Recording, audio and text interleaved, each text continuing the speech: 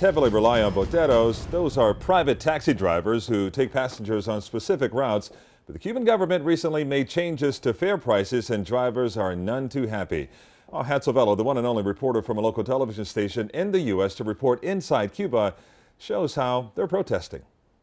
Cubans say there's a famous song that describes this intersection in which the lyrics go, "¿Qué tú haces parado en Neptuno y Consulado?" What are you doing standing in the corner of Neptune and Consulado? This is the very same corner where a lot of folks wait for a cab, except lately the cabs are not stopping.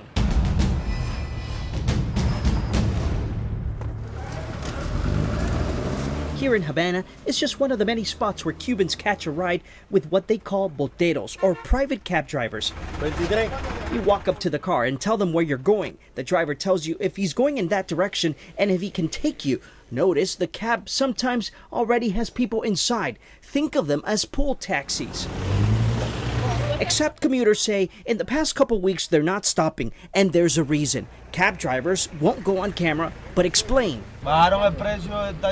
They lowered our rates, he says. He's talking about the local government who, according to several cab drivers and commuters, changed the fares because people were complaining the drivers were charging too much. A cab driver showed us this document where you can see the government has set prices based on the distance you're traveling. The shorter distances will cost you 5 Cuban pesos, about 20 cents. That's too little. 10 pesos was the minimum they used to charge. Gasoline is too expensive. Cab driver tells me. Other cab drivers explain there's been a shortage of fuel lately that has jacked up the prices. Many of these cab drivers don't even own the cabs, so they pay the owners a fee as well. It just doesn't add up. We talked to this woman who tells us she's been waiting close to 20 minutes. Looks like they don't think the price is fair, she says. She asked us to pay attention as drivers whizzed by with empty cabs. Yes, they're affected by these changes, but we're also affected as well, she says. On the way to his job, this young man waited a while.